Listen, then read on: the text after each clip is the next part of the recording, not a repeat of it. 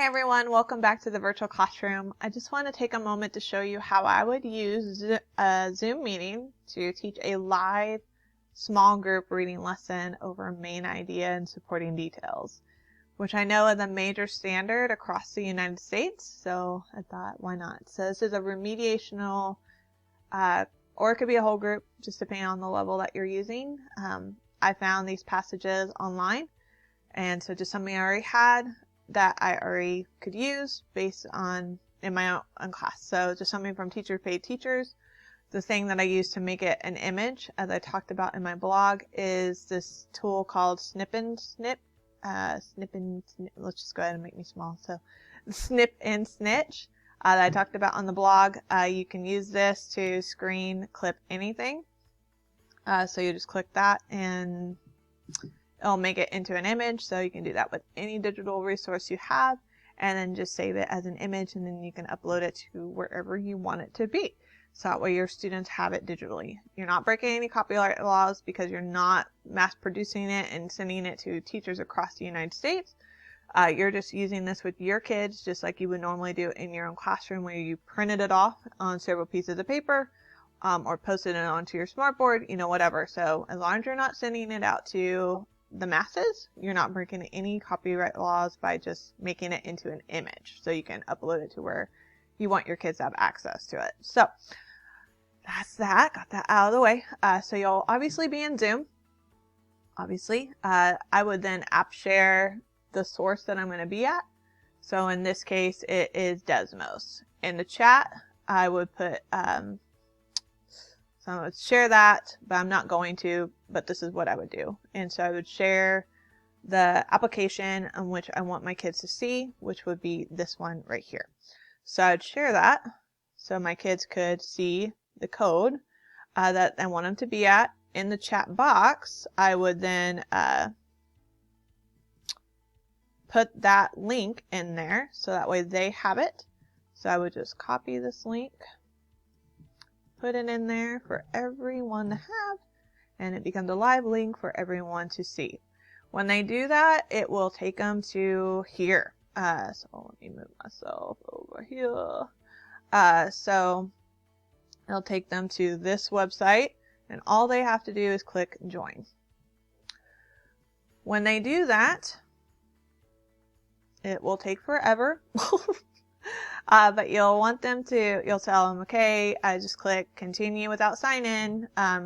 Like, for instance, I might make this like a PowerPoint slide, and I put this there, take a screen clipping of this, and then a screen clipping of that, this continue without sign in, so they know what to click, and then they can put literally whatever, but it should be something identifiable for you. Like, if you want credit for this, if you want me to know who you are, I need your name. So, Kimberly. And then they'll click go. And then from there, you'll be able to see your students and where they're at. Now, if you've never done this before, you're going to want to play around with it before you actually have kids. So I'm going to it doesn't matter, I guess. So this button pasting will let you lock your kids to this one slide. So you'll click the slide that you want them to be at, and click restrict them to there. Now as a student, I can't click over here. It won't let me move. I have to stay on this one slide. What's really nice about Desmos is that they can see each other's answers. When I don't think they can see this part, but you can. So you can click on that particular slide that they're working on, and you can see their responses. You can stop sharing this or put anonymous, so that way you're not breaking any FERPA laws. And then what's really cool is that there's this explain your thinking. So why do I think the word rat shouldn't belong? Because they nasty. Okay, and then you can see it. You can see what they're writing. Like, I can see what this kid wrote. I can see their answer right next to it. But no one else can see it until they share. So from there, they'll be waiting for other kids to share their answers. You can say, make sure you click share your answers so everyone can see your responses. But just know I can see your response no matter what. When you're ready to move on, you'll just click the arrow right here. And now you can see everyone is there. What's really nice about this is that if a kid minimized this and walked away, which hopefully you can tell because their webcams are on Zoom, right? But maybe you have so many kids that you can't see all of them at one time, which is why I recommend a second monitor to all of them, so you can put it real big over there and just have the webcams on that second monitor so you can see all of them. But it will tell you. So if they minimized you and walked away, their name is still going to be over here, and you can be like, Johnny, come back. So that's real nice, real handy there. And so again, you go over your expectations just like you would normally do at the very beginning of the school day. And then we'll click agree, and you can see who clicks yes, who clicked no. And then there's, if you watch my other video, you saw where it had games. And so they're like, oh no, our virtual classroom is being taken over by Minecraft creepers. I need your help. Will you help me? You could add a question here and be like, yeah, I'll help you. Let's get them type thing. So, okay, awesome. Thank you. Let's go. And then you'll move on to the next slide. Now, I normally do something fun for the first minute. It'll be, okay, I'm going to set a timer for 1 minute on my phone, or I'll put a minute up here. Like, there's a ton of, like, I'm sure you guys are aware of them, 1 minute timer. Online, you can set whatever, find a video, whatever you want to do is fine. I'm sure you have all kinds of resources that you use for 1 minute timers.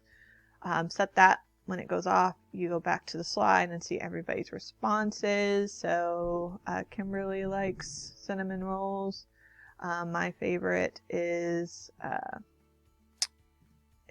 whatever, and it'll lock it once it's in, but people can keep chatting or in here.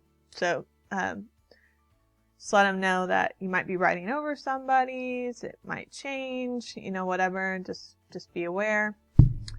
When you're ready to move on, you can move on. And this should have been live, but it's not for whatever reason. Just make sure your links are live. I probably needed to put it into the grid first to make it live. So anyway, be aware with Flipgrid, they still need a Google account to log in, so they may need to, or a Microsoft one. But most families have one, so they could just at least log into their parents or whatever.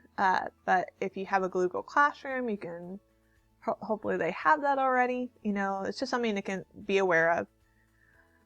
If they don't have it, you can say, you know what, it's okay today, just download the app or make an account. They're free. They're simple to use, that type of thing. But if you don't have one, it's okay. Just still read for a minute and then type in the or you can put a little box here and you say okay, and then how many words did you read? So that way they'll still be held accountable either way. So what's nice about Flipgrid is that it is a 1 minute thing where you can see them and hear them, and so you can put the story on there. It's however you want to use it. I just threw this up here as an idea to integrate how you can integrate different kinds of technologies within the same one, or you can put several technologies together to make it how you want it to be. Then when you're ready, you can move on, and like in my other video, we punched them out. So I would say, okay guys, I need you to help me don't punch your actual webcam, but punch them out. You'll scare them. And so ready, let's focus our energies on this top left one, the top left one. The only thing that I don't like about Desmos is that this isn't like a pointer type thing. So I would definitely try to hide this part of it, make your screen, or they can see this part if you're absolutely sharing your screen the entire time. So maybe you just bounce back and forth on what you share, what you don't share. But okay, ready? 3, 2, 1, share, punch it out. And when you see that they all punched towards their webcam, you can switch it. And now it looks like they punched out that particular creeper. What I love about Desmos is that there's tons of different options, so they can share their hashtags in here. You can see their responses whether they type it in or not. So you can go back to summary and you can see who at least put their answer in when they click that share with class. Otherwise, you can go to that particular side and see who's given their responses. This is probably when I would stop sharing and actually turn off the anonymous one and see who actually answered and who hasn't. But whether they put shared with class or not, you should still see some answers in there. So if you notice that you have a kid in your class and they haven't put an answer in, where are they? What are they doing? You could say, you know what, it's okay if you don't want the class to see it. I still need to see it. So just if you don't want the class to see your answer, that's fine. Just don't click share with class, but it will still show me on my end whether you put an answer in or not. So I still need to see an answer. You'll just keep going. Make sure you click these arrows to move your kids along and not this arrow. You'll know when they move along because you'll see they're moving along. And what I really like about this is this has like 3 different things going on all at once. So they have to pick an answer. So it says, what's the main idea? Paragraph 1. They have to find paragraph 1, highlight textual evidence. They have to pick an answer. And when they do, they have to explain their thinking. And I've also asked them to highlight their textual evidence to support their claim. So it'll show me right here, and it'll show me everyone's individual response, or I can click this overlay, and it will show me everyone's response on one document. And this is probably what I would share with my class. I would then come back and share. I would anonymize it, so that way this, I'm hiding it, but this right here isn't showing. You're not breaking FERPA is what I'm trying to say. But you can say, look guys, a lot of you highlighted this sentence. Way to go. Yeah, that's absolutely right. That's definitely highlighting that textual evidence to support that B is the correct answer. So whatever you want to say to congratulate and give feedback based on their responses. So if not, you could say, you know what, this sentence right here, this last sentence is actually the best supporting evidence for this claim. So whatever kind of instruction you want to give is fine, obviously, and should be the best you could possibly give. But this really helps you see as a whole, hey, what did everyone think this was? And why did they think that? And you'll find that in there, explain their answer, right? So pretty neat stuff. I would keep going. I'm trying to make this easy. I would use these kinds of tools, but there's other kinds of tools that you can play with, and we'll show you those here in just a second. But a lot of multiple choice, a lot of highlighting textual evidence, a lot of explain your answer, because those are, according to Marzano, explaining your kid's reasoning, that is a very high yielding instructional strategy that you can use. Also, finding similarities and differences is a high one as well. So you could use that table for like if you're reading 2 different passages, you could say how are they the same, how are they different, and they could type those under similarity and differences. There's lots of things you could do that within Desmos itself without having to go somewhere else. I would then finish with some announcements, like when our next class will be, that type of thing. And then I would tell them this is your ticket out the door. Once you've answered it correctly, you are free to go. And they should know when they've answered it correctly, because they'll have to click submit. Say, once you've clicked submit, you are free to go. Thanks for coming, and we'll see you next time. So that's how I would what I would do for a particular small group lesson. I'm trying to remember how to get out of here. So I think click this button. Once you've done that, you have all kinds of data to prove that you gave some instruction to your kids, obviously. When you want to edit a particular thing, you'll just go over to the 3 dots and click Edit Your Activity. And so this is where I wanted to show you some other things you can do. Come back down here and add a new slide.